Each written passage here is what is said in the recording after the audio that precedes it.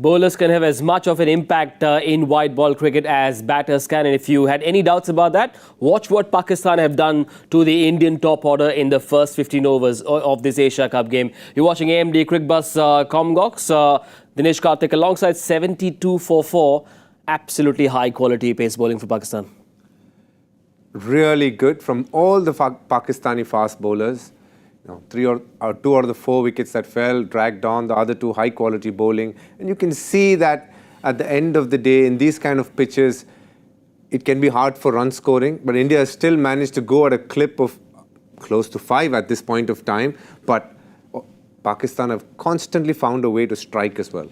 Those 2 dismissals, especially the one on which Rohit got out. Is the story that ball, or is it what Shaheen Afridi did on the 2 deliveries before that ball? I think you nailed it on the head.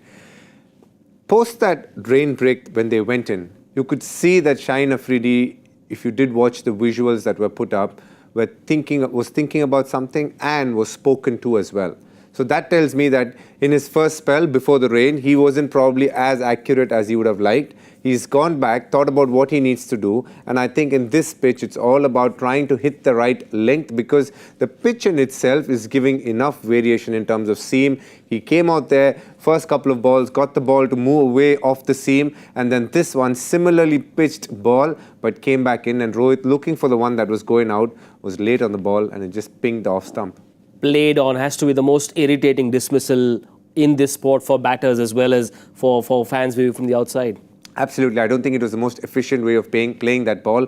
In an ideal world, you would have gotten on the front foot, either left the ball, or if you had decided to play it on the back foot, he would have probably tried to get in line, knowing it was outside the off stump, would have again left the ball. But this one, he was caught in no man's land, went with his hands, and the inside edge crashed onto the stumps. Again, you got to give a little bit of credit to the bowler, but you also have to say Virat Kohli probably didn't play the shot that he would have liked, which would have been to have left the ball.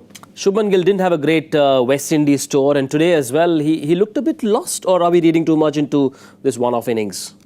I think at this point of time, we should say that we're probably reading a little bit into his batting. Look, he's been in a rich vein of form. He wasn't at his fluent best today. Also, the ball did a lot, especially the new one. And they have 3 quality bowlers. He got beaten a few times, a lot of inside edges, hit his thigh pad. He got all sorts of balls. At the end of the day, he was out to one where he was again late on the ball.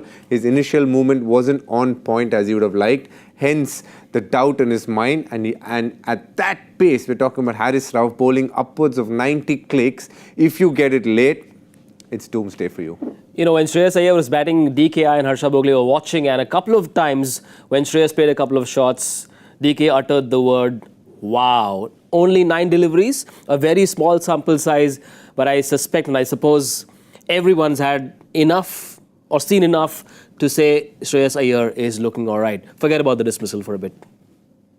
I hope everybody is looking at that and going, you know what, Shreyas Iyer got into good positions. It was hitting the center of his bat consistently. Until the time he lasted, he almost played all the balls to perfection. Now, as a batter, when you've played a positive shot and it ends up in the hands of the fielder, you got to turn around and say, you know what, I have played really well and I'm going to take confidence from this. And I genuinely hope Shreyas Iyer is in that path. You know, on Cricbuzz Live, we've spoken about Ishan Kishan and his chances for the World Cup. He's certainly not a surety for the World Cup. What a God-sent opportunity this is. Oh. For Ishan Kishan, this is a game where if he wants to make a mark, if he wants to cause a little bit of confusion, if at all there was, or there are lots of it, I think he can be a headache for Rahul Dravid and Rohit Sharma if he gets a lovely score today. He's looked good so far. At times, because of the pace, he's been a little late on the ball. The ball is still seaming and moving around, but most of the fast bowlers are at the back end of their spells. We're going to get Shadab Khan. We're going to get Iftikhar Ahmed because Ishan Kishan is there, and definitely a little bit of Mohammad Nawaz. If he finds a way to bat the next 10, 12 overs, you will see him post a good score. You know, growing up in the 90s, all of us felt very envious of Pakistan because they had Wasim Akram and Waqar Younis. I suppose that emotion of envy is back because they now have a trio. What a luxury do Pakistan have?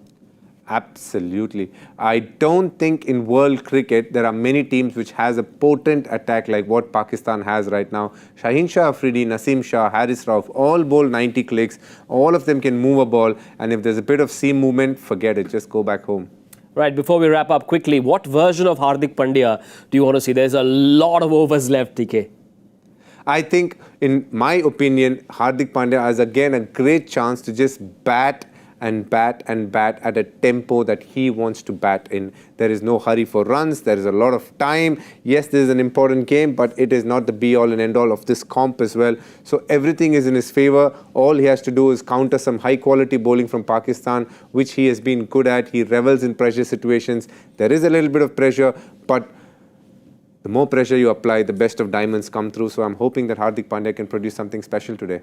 Remember what happened to Bangladesh the other game, the second game of the Asia Cup. Bat out the full 50 overs and who knows, the Indian bowlers might just compete as well as they should. That's it from DK and I on AMD Presents Cricbuzz CommBox. Harsha Bhogle will be in this very chair at the 35 over mark. Do join us then. Bye for now.